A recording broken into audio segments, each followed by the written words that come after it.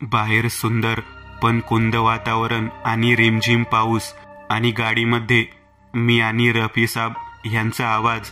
बस अजून काय हवं. शेवटच्या प्रवासाला. दूधसागरला जातोय आता.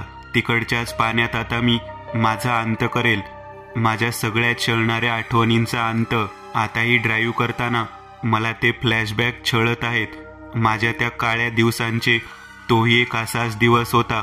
आम्ही म्हणजे मी, प्रियाली, माझी मुलगी सखी, असेच आम्ही दूधसागरला बाईकने जात होतो. प्रियालीने चेन्नई एक्सप्रेस पिक्चर पाहिल्यापासून गोव्याला दूधसागर पाहायला जाऊया म्हणून पाठी लागलेली. म्हणून आम्ही श्रावणात मस्त पिकनिक अरेंज केलेली. तसंही श्रावणात कोणी जातही नाही म्हणून दूधसागरच्या जवळचे कॉटेजही जरा स्वस्तच होते. मंगलोर एक्सप्रेसने मडगावला पोहोचलो आणि तिकडे नाश्ता करून आम्ही बाईक रेंटवरती घेतली. मग आजूबाजूचा पाचूसारखा चमचमणारा निसर्ग पाहताच मोलेम नॅशनल पार्कच्या आत गेलो. तिकडे गेल्यावर फॉरेस्ट जीपने मग धबधब्यावर पोहोचलो. सखी आणि प्रियाली तर नुसत्या वेड्या झाल्या होत्या. हा पक्षी बघ, ते काळवीट बघ, असंच चाललं होतं. मजा येत होती. जेव्हा धबधबा पाहिला तेव्हा तर छातीच दडपली. देशातला 5वा मोठा धबधबा आहे हा. 12 महिने वाहणारा. खरंच दूध पडते असं वाटावं एवढा शुभ्र. आम्हाला लाईफ जॅकेट दिले होते कारण पाणी कुठे खोल कुठे सखल होतं याचा ठाव लागत नाही. अंगावर जेव्हा धबधबा पडतो तेव्हा तर तुम्ही मुक्त होता. त्या क्षणी काहीच भावना उरत नाही. ना आनंद ना दुःख, फक्त निसर्ग आणि तुम्ही, एवढंच असतं. आम्ही खूपच मस्ती केली. अगदी मनसोक्त आंघोळ. मग बाहेर आलो आणि तिकडच्याच रिसॉर्टवर बुक केलेल्या रूमवर गेलो. तिकडून निसर्ग काय सुंदर दिसत होता. वेटर म्हणालाही, सुबह और खूबसूरत होता है साहब. प्रियाली आज अगदी वेगळीच भासत होती. खूपच सुंदर. मी आणि प्रियालीने सखीला अलगद झोपवले आणि मग आमचं आवडतं गाणं लावलं. जादू है नशा है मदहोशिया. या गाण्यात आमचा प्रणय चालू होता. इतक्यात काहीतरी आवाज आला. आम्ही दोघेही दचकलो आणि नाईट लॅम्पचा फ्यूजही गेला आणि सगळीकडे अंधार पसरला. मग काय झालं पाहायला मी कॉटेजच्या दरवाजापाशी गेलो. बाहेरचे लाईट चालूच होते. फक्त आमची लाईट तेवढी गेली होती आणि अचानक मला प्रियालीच्या ओरडण्याचा आवाज ऐकू आला आणि ऐकू आली एक डरकाळी आणि पुन्हा प्रियालीची किंकाळी. मी तसाच दरवाजा उघडा ठेवून पाठी वळलो तर प्रियाली तिकडे नव्हतीच. सखी दचकून ओरडत होती. मी सखीला आधी छातीशी कवटाळलं आणि कॉटेजच्या फ्रेंच विंडोकडे गेलो तर मला लांबून प्रियालीचा गाऊन झाडातून जाताना दिसला. मी त्या दिशेने पिऊ पिऊ हाक मारत धावलो. सखी हातात होती म्हणून जास्त धावू शकलो नाही आणि अचानक प्रियाली गायब झाली. मी मॅनेजरकडे गेलो आणि त्यांना सगळं सांगितलं. मॅनेजर, माझी बायको गायब झाली आहे. काहीतरी करा. मला एक डरकाळी ऐकू आली आमच्या कॉटेजजवळ. तर ते म्हणाले, मिस्टर प्रथमेश तांबे, आधी शांत व्हा. काय झालं? मी त्यांना सगळं सांगितलं तर ते म्हणाले की तुम्ही विंडो ओपन नव्हती ठेवायला हवी होती. पुरुषभर उंचीची विंडोतून कोणतंही जनावर, अगदी बिबट्याही येऊ शकतो आत. आता अंधार आहे. आपल्याला सकाळपर्यंत थांबायला हवं. हे ऐकून मी धाडकन रिसेप्शनच्या सोफ्यावरच बसलो. मला तर काहीच सुचत नव्हतं. फक्त सखीच मम्मा पाहिजे, मम्मा पाहिजे हा हुंकार कानात रुंजी घालत होता. दुसऱ्या दिवशी आम्ही खूपच शोधाशोध केली पण प्रियाली कुठेच सापडली नाही. दुपारच्या उन्हात काल आल्हाददायक वाटणारं हे हिरवं जंगल आज माझ्या सुखाचा घास घेणारा राक्षस झालं होतं. शेवटी प्रियाली नाहीच सापडली. त्यानंतर मात्र प्रियाली रोज दिसते मला. मला दूधसागरला भेट म्हणून सांगते. मी येतोय प्रियाली. सखीला आजी आजोबांकडे कायमचं ठेवलंय. आता परत तुझ्याकडे येतोय त्या धबधब्यापाशी. पुन्हा हा प्रवास संपवून कायमचा एका नवीन पिकनिकला जाण्याकरता. इतक्यात आता परत प्रियाली दिसली का कोण जाणे. मी तिच्या पाठी परत त्याच कॉटेजपाशी आलोय जिकडे आम्ही आधी राहिलो होतो. मी पुन्हा त्याच विंडोपाशी बाहेर उभा राहिलो. पुन्हा त्या फ्रेंच विंडोने मला भूतकाळात नेलं. त्या दिवशी मी फक्त पडदा ओढला होता, कारण मला बाहेरचा सकाळचा निसर्ग, पावसाची पहिली दव आणि सूर्यकिरण ह्यांचं मिलन पाहायचं होतं. मला काय माहीत माझ्या प्रियालीचा विरह झेलावा लागणार आहे, तोही कायमचा. इतक्यात मला काही मुलांचा आवाज आला आणि माझी तंद्री तुटली. मागच्या वर्षी जाम मजा आली होती त्या सफेद गाऊनवाली बरोबर, पण ती एकटीच मिळाली होती, एकटीच होती म्हणून लवकर मेली. हो ना, आपल्या सगळ्यांना मजा करताच आली नाही तिच्याबरोबर. पण आज त्या फॅमिलीत 2 जणी आहेत. काय छान दिसत होत्या त्या दोघी धबधब्याच्या खाली आंघोळ करताना. तू बिबट्याचा साऊंड रेडी ठेव. मी वेटरला तर काय आधीच पटवलंय. आणि मग त्यांचा टाळी देण्याचा आणि हसण्याचा आवाज आला. म्हणजे माझी प्रियाली. अरे देवा, रागाने माझ्या मुठी आवळल्या गेल्या. मनातली दुःखाची जागा आता रागाने घेतली होती. डोळ्यात जणू वनवास पेटला होता माझ्या. असं वाटत होतं आत्ता जावं आणि त्या एकेकाच्या नरडीचा घोट घ्यावा. एक क्षण माझी पावले पुढेही सरसावली.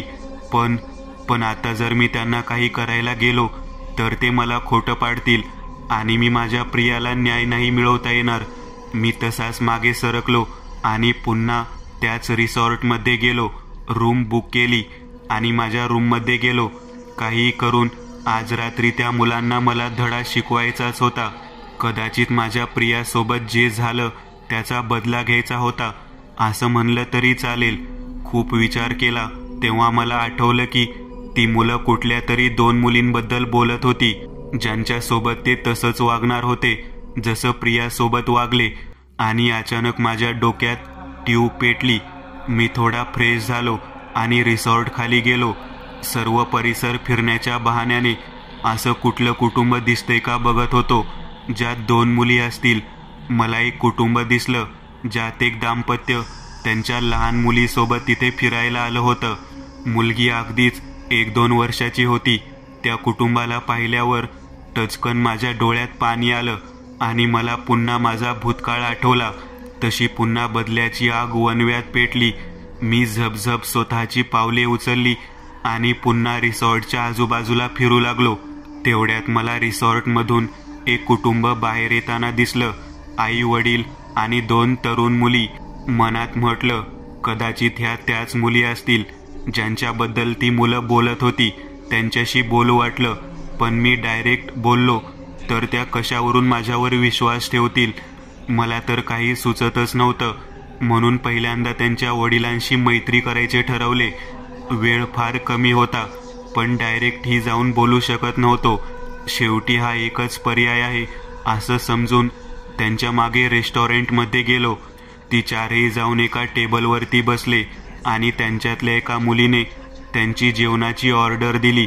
तसं मीही अगदी त्यांच्या शेजारच्याच टेबलवरती जाऊन बसलो. मी टेबलवरती बसलो तेवढ्यात मला प्रियाच्या बाबांचा फोन आला.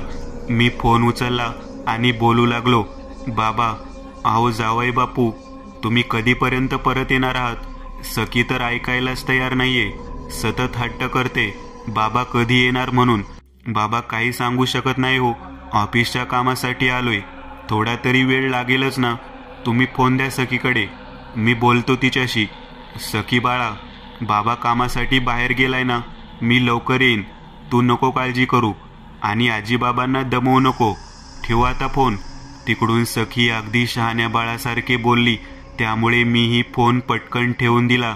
माझी ऑर्डर सांगितली आणि मोबाईलमध्ये बघत बसलो. पण कान सगळे त्या कुटुंबांकडे होते. अगदी हसत खेळत आणि सुखी कुटुंब होतं. कदाचित त्या कुटुंबांशी बोलण्याची तळमळा किंवा कुठली तरी अस्वस्थता माझ्या चेहऱ्यावरती दिसत असावी, कारण त्या मुलींच्या बाबांनी स्वतःहून माझ्याशी बोलायला पुढाकार घेतला. ते थोडी खुर्ची सरकवून माझ्या टेबलजवळ आले, माझ्या हातावर हात ठेवला आणि म्हणाले, मुला, काही चिंता आहे का? तुझ्या चेहऱ्यावरून स्पष्ट जाणवते. रावलं नाही म्हणून विचारलं. मला तर अगदी घाईवरून आलं होतं. मी त्यांना सगळं काही सांगायचं ठरवलं. अगदी ती मुलं काय बोलली इथपर्यंत सगळेच मी त्यांना सांगितलं. त्यांच्या चेहऱ्यावरही थोडंसं भीतीचं सावट जाणवलं, कारण त्यांच्याही मनात सगळ्यात पहिला स्वतःच्या मुलीचा विचार आला.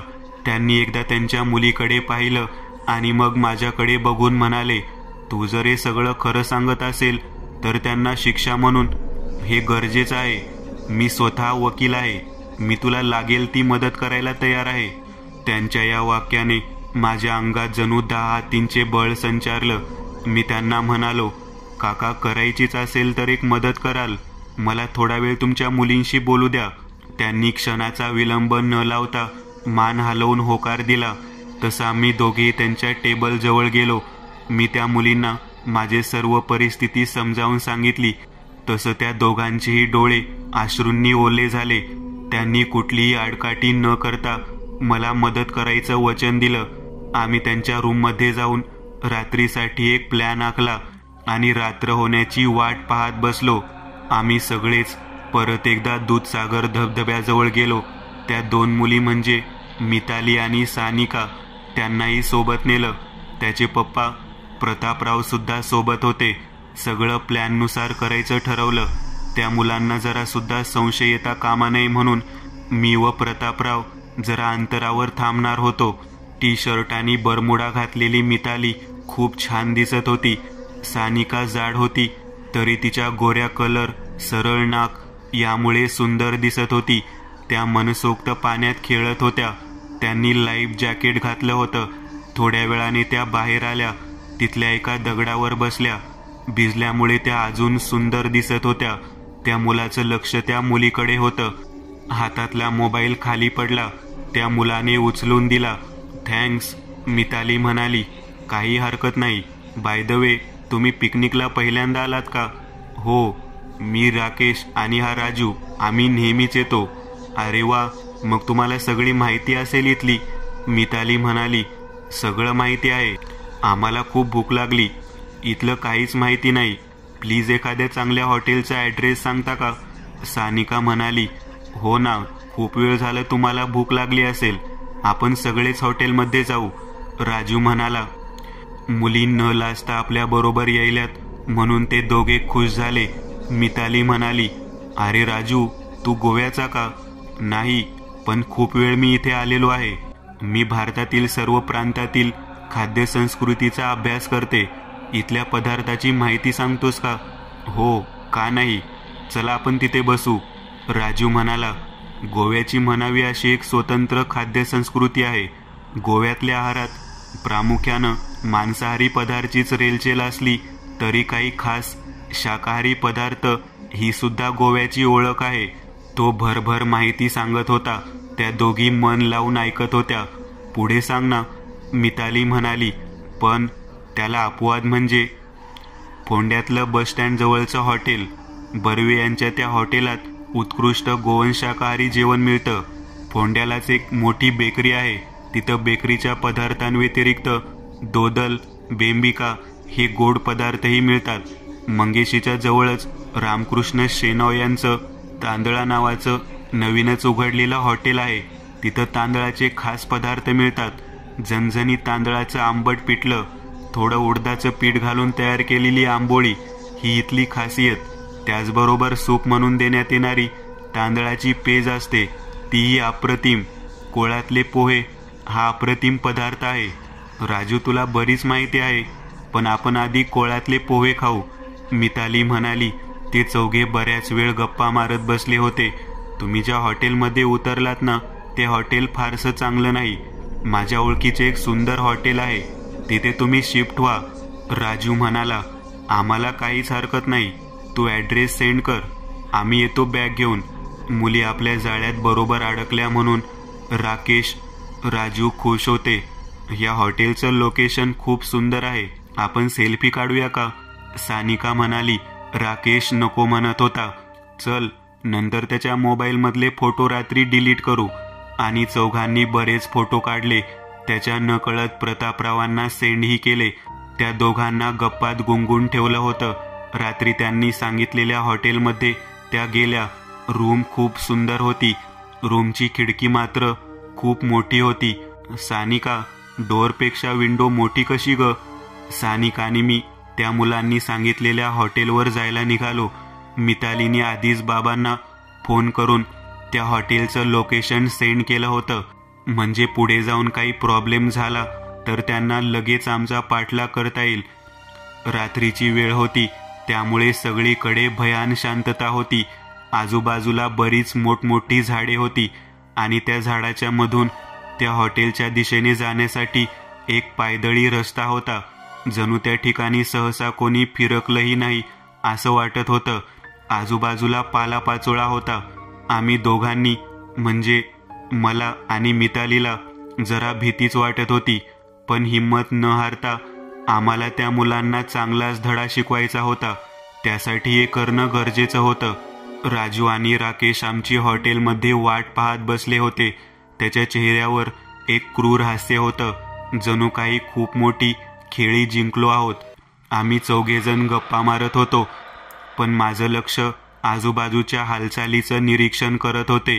त्या दोघांना गप्पामध्ये गुंतवून ठेवलं, जेणेकरून आम्हाला आमचं काम करता येईल. त्या हॉटेलच्या रूममध्ये काही क्लू सापडतोय का याकडे लागून होतं. मी त्या राजूकडे बघत म्हणाले, राजू, जरा ऐकतोस का? हां, बोल ना. काही हवंय? पाणी वगैरे? तुम्हाला हॉटेल आवडलं नाही का? काही इथली अरेंजमेंट आवडली नाही? राकेश म्हणाला, अरे तसं काही नाही, रूम छानच आहे. मध्येच मिताली म्हणाली, हो ना, एकदम मस्त आणि फ्रेश वाटतंय, पण एक काम होतं तुमच्याकडे. मी हळूच केस नीट करण्याच्या बहाण्याने हात कानामागे घेत मितालीला माझ्या इकडे येण्याचा इशारा केला. मला खूप भूक लागली आहे. काही खायला आणतोस का? सॉफ्ट ड्रिंक वगैरे? हो, आणतो ना. तुम्ही इथेच बसा, आम्ही आलोच 5-1 मिनिटात. तोपर्यंत तुम्ही TV बघत बसा. तिथे त्या टेबलावर रिमोट आहे. हो, नक्कीच.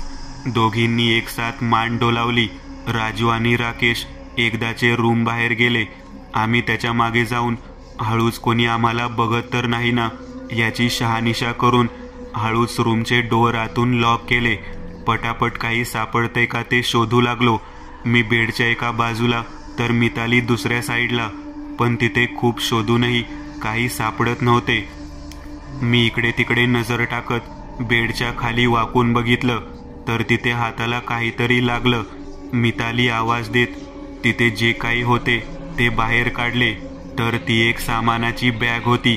ती बॅग बघून आम्ही एकमेकांकडे बघत तिला सगळ्या बाजूंनी चेक केली, पण ती बॅग आपल्या साध्या बॅगसारखीच होती.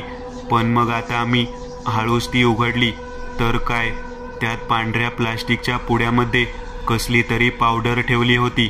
वास घेऊन पाहिले तर ते ड्रग्ज होते. मी आणि मिताली ते बघून थोडे आश्चर्यचकित झालो. पूर्ण बॅगमध्ये फक्त ड्रग होते. सानिका, तिकडे बघ जरा, तुला काही संशयास्पद वाटते का? मिताली म्हणाली. काय? कुठे? अगं तिकडे बघ, या रूमची खिडकी खूपच मोठी आहे असं नाही का वाटत तुला? मी त्या दिशेने बघत म्हणाले. अगं हो ग, खरंच की, इतका वेळ माझं लक्षच गेलं नाही तिकडे. चल बघू काही भेटते का? हो चल. आम्ही दोघी त्या दिशेने जाऊन बघितले तर ते तेथून खिडकीतून बाहेर जाण्यासाठी एक रस्ता दिसत होता आणि तो सरळ जंगलाच्या दिशेने. आम्ही सुद्धा त्या दिशेने गेलो. हळूहळू एक एक पाऊल पुढे टाकत जाताना मध्येच मितालीच्या जोरात ओरडण्याचा आवाज आला आणि मी त्या दिशेने बघितले तर मिताली तिथे खड्ड्यात पडली होती. पण तो खड्डा साधासुद्धा नव्हता, जणू काही कोणाचा तरी प्लॅन होता. मिताली खूप जोरात ओरडत होती. एखाद्या जंगली जनावराच्या शिकारीसाठी आहे असंच वाटलं. तिचा आवाज ऐकून मी पण तिकडे गेले. अगं ए सानिका, बघतेस काय? काढ ना मला बाहेर. शेवटी वैतागून मितालीने खड्ड्यातली माती सानिकावर फेकली. आ, लागलं ना मला. इथे माझा जीव चाललाय आणि तुझं लक्ष कुठे आहे? सानिका तर पुरती घामाघूम झाली होती. काय करावं सुचत नव्हतं तिला. मिताली, जरा त्या खड्ड्यात मागे बघ. त्या खड्ड्यात खूप सारे मृतदेह आहेत. मिताली, नाकात काय कापूस भरला आहेस का? वास कसा येत नाही तुला? आता मात्र मिताली पण घाबरली. ती पण घामाघूम झाली. सानिका, बघतेस काय? मला बाहेर काढ. पण ते इतकं सोपं नव्हतं. थांबा, मी करते तुम्हाला मदत. मागून एक आवाज येतो. एक काही वेगळी चमक असते तिच्याकडे आणि आवाज पण खूप मधुर असतो. सानिका काही बोलणार इतक्यात तिने तिचा हात खड्ड्यात टाकला. मिताली तर 2 पावलं मागे सरकली. हे काय होतंय? पण वाचायचं असेल तर हात देणं भागच होतं. शेवटी मिताली मॅडम बाहेर आल्या.